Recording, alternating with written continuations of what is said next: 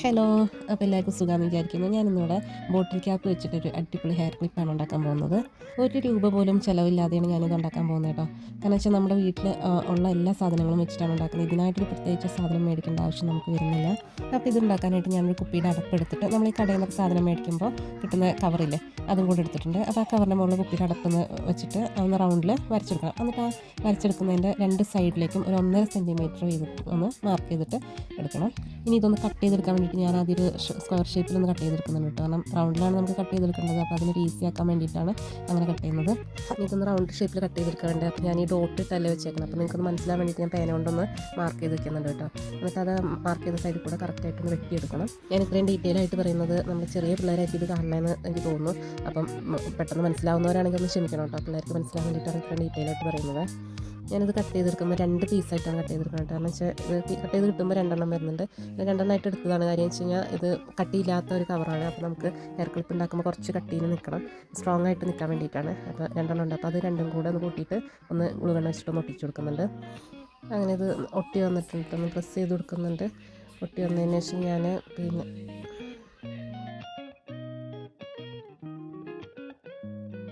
ഇനി കുപ്പിയുടെ അടപ്പിൻ്റെ ചുറ്റുഭാഗം ഞാൻ ഗ്ലൂ ഗണ്ണ് വെച്ചിട്ട് പശ തേച്ച് വെച്ചിട്ടുണ്ട്. എന്നിട്ട് അത് ഇതിലേക്കൊന്ന് കറക്റ്റ് സെൻറ്ററിലാക്കിയിട്ട് ഒട്ടിച്ച് കൊടുക്കാനുണ്ട് കേട്ടോ. ഇനി നിങ്ങളുടെ കയ്യിലും പൊട്ടിയ മാലയുടെ മുത്തുകൾ അങ്ങനെ എന്തെങ്കിലും ഉണ്ടെങ്കിൽ അതാണ് ഇതിനകത്ത് ഒട്ടിച്ചു കൊടുക്കുന്നത്. അപ്പോൾ എൻ്റെ കയ്യിൽ കുറച്ച് മാല മുത്തുണ്ടായിരുന്നു കേട്ടോ, അതാണ് ഞാൻ എടുക്കുന്നത്. അപ്പോൾ അതിലൊരു വലിയ മുത്തെടുത്തിട്ട് ഞാൻ സെൻറ്ററിൽ ഒട്ടിച്ചു കൊടുത്തു. എന്നിട്ട് ചുറ്റുഭാഗത്തും ഗ്ലൂ വെച്ചിട്ട് അതിലേക്ക് ഷുഗർ ബീഡ്സ് ഇട്ട് കൊടുക്കുകയാണ് കേട്ടോ ചെയ്യുന്നത്.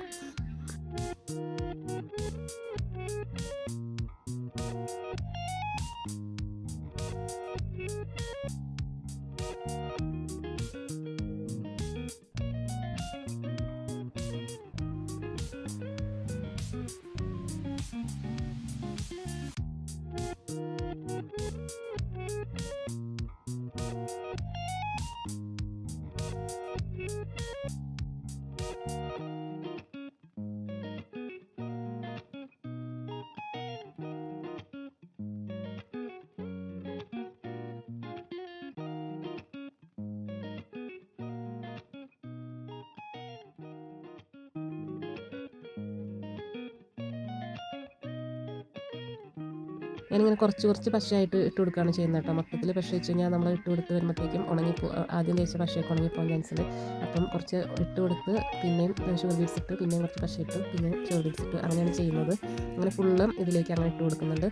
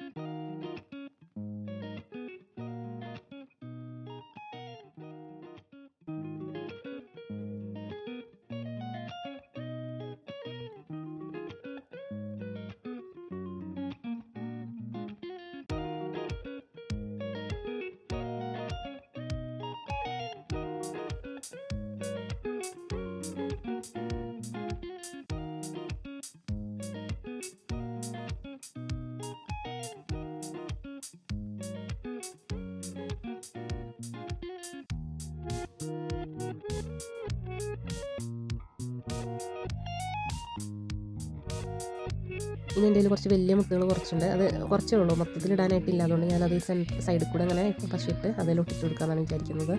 നിങ്ങളുടെ കയ്യിൽ ഇത് കൂടുതൽ മുത്തുകൾ സ്റ്റോൺസ് ഒക്കെ ഉണ്ടെങ്കിൽ നിങ്ങൾക്ക് അത് യൂസ് ചെയ്തിട്ട് ഡിസൈനൊക്കെ മാറ്റി ചെയ്യാം കേട്ടോ. ഞാനിതൊന്ന് ജസ്റ്റ് ഒന്ന് കാണിക്കുക എന്നുള്ളതാണ്.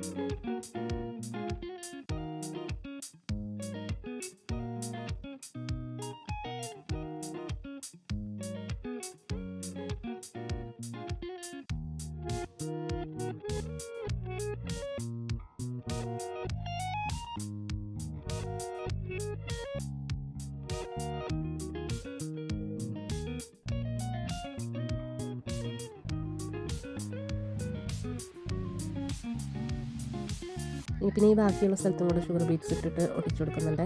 ഞാൻ വേറെ ഏതെങ്കിലും മുത്തെടുത്ത് ചെയ്യാമെന്ന് ഓർത്ത്, പക്ഷേ എൻ്റെ കയ്യിൽ മുത്ത് തികയില്ലായിരിക്കും. അപ്പോൾ അതുകൊണ്ട് ഈ ഷുഗർ ബീറ്റ്സ് തന്നെ ഇട്ട് കൊടുക്കുകയാണ്.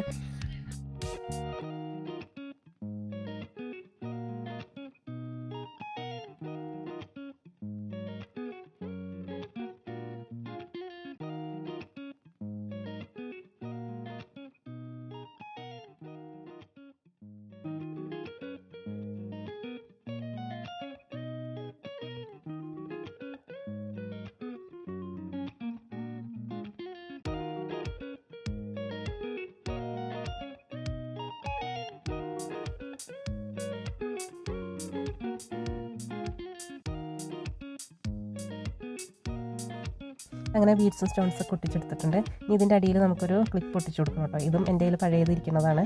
അപ്പം ഇത് ഗ്ലൂ ഗൺ വെച്ചിട്ടൊന്ന് ഒട്ടിച്ചു കൊടുക്കുന്നുണ്ട്.